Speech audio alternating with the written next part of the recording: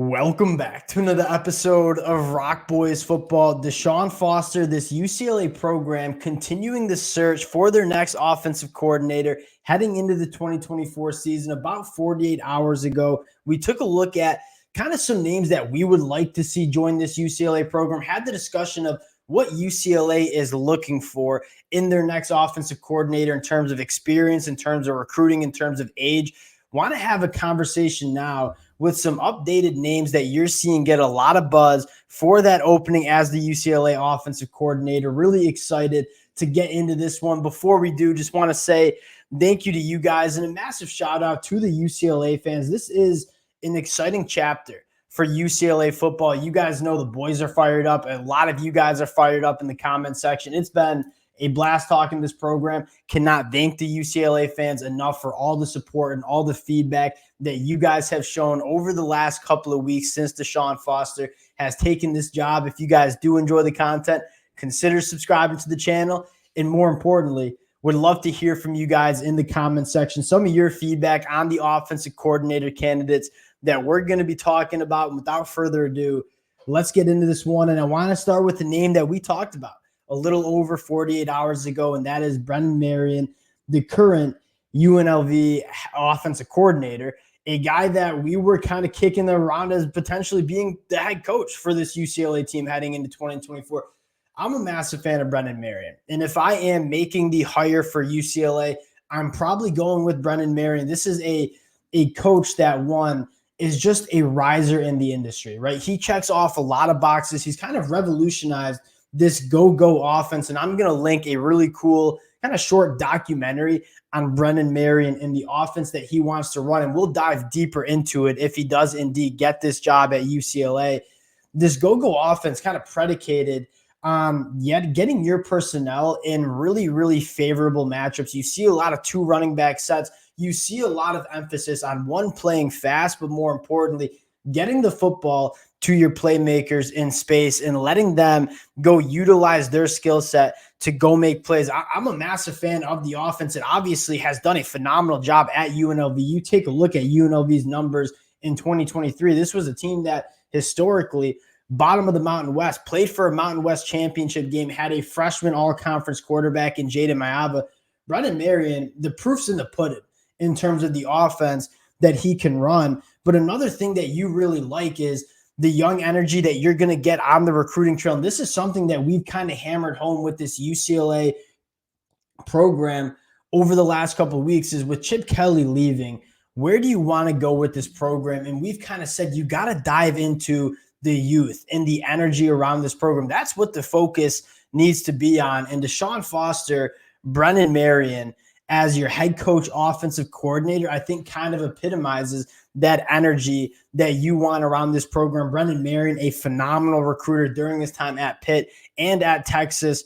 This would be, in my mind, an absolute dynamite hire for UCLA. Would really love to see them go with Brennan Marion, but there are a few other names that I want to kind of buzz by. The next one being Tommy Rees. And this was another coach that we talked about as a potential candidate for the head coaching job for this UCLA program. Now, Tommy Rees, you're going to see a lot of Notre Dame fans, a lot of Alabama fans kind of talk about how Tommy Rees didn't do a great job at either of those stops. And I would probably disagree. Now, the first thing is at Notre Dame, if Nick Saban didn't like him, Nick Saban wouldn't have hired him to come coach this offense for Alabama in 2023.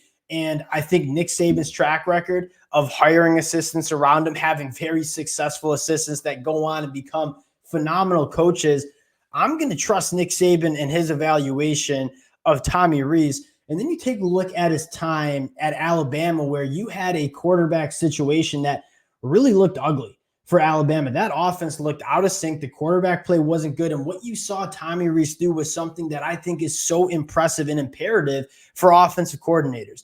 And that is take a look at the roster and the talent and the skill sets that you have and cater an offense around the players. Right, Jalen Miller, you had to operate an offense in a little bit of a different way than Tommy Rees and Nick Saban were used to operating. And what they did week after week for that Alabama offense, I think was absolute dynamite. And you saw an Alabama offense really hit its stride, win an SEC title, almost to beat Michigan in the college football playoffs in overtime.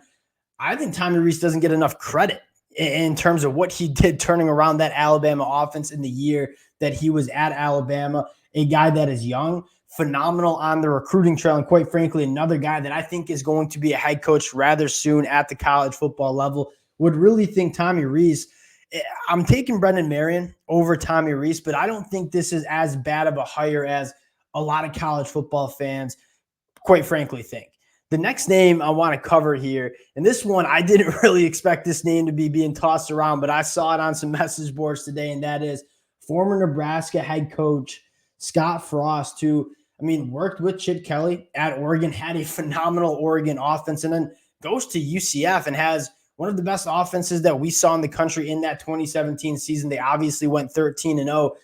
Scott Frost, at a certain time, about 10 years ago, about 8 years ago, was thought of as being one of the better offensive-minded coaches that you saw across the country. He takes over a Nebraska program that really was in a lot of turmoil, was not in a very good spot, and there were a lot of Nebraska fans were excited. And it didn't really work out the way Nebraska fans had wanted it to. Two things that interest me about Scott Frost. One, as a strictly offensive coordinator, he has been a very good offensive coordinator. And number two, I'm a fan of coaches that maybe failed at their first big job, but maybe get a second crack at it. Because that first time you were kind of learning on the fly, going from UCF for 2 years, then going and taking over a program like Nebraska, that's really different. There are a lot more responsibilities and aspects about that job that you kind of have to learn along the way. And okay, he didn't make it work and make it happen at Nebraska. They suffered some brutal one-score losses. I wonder if Scott Frost, after kind of a 2-year hiatus here, maybe learned a little bit about what he needs to do and what he needs to do as a coach to have a little bit more success at his next stop. And again, experience as a head coach at a program the size of Nebraska.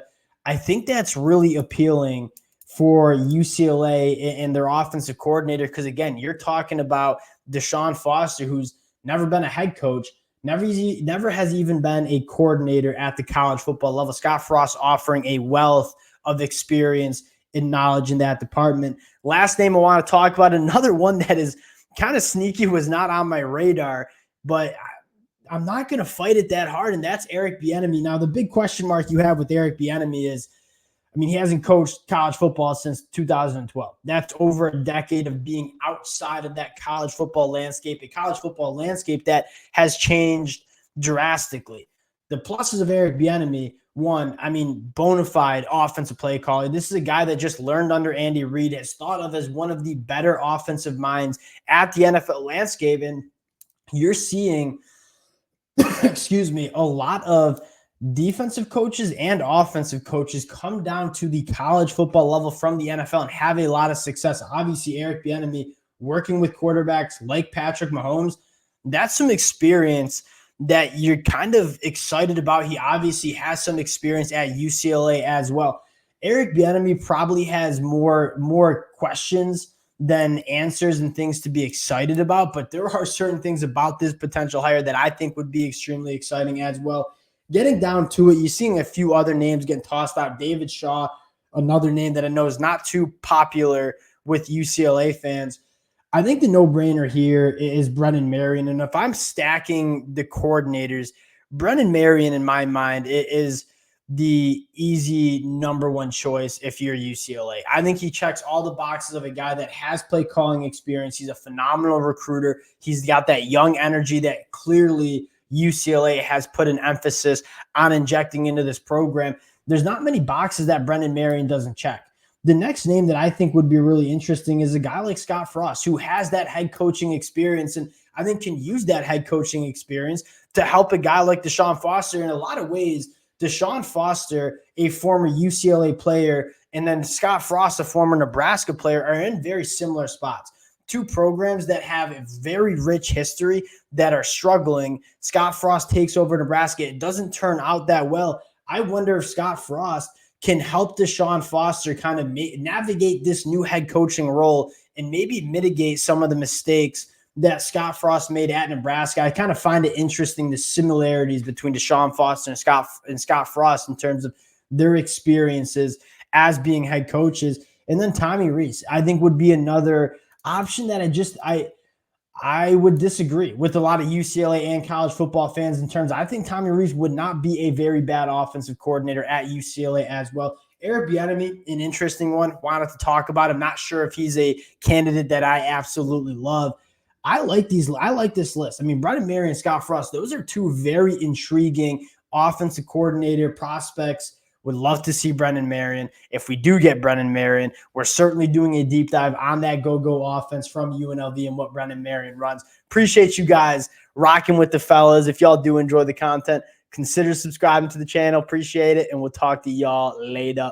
Peace.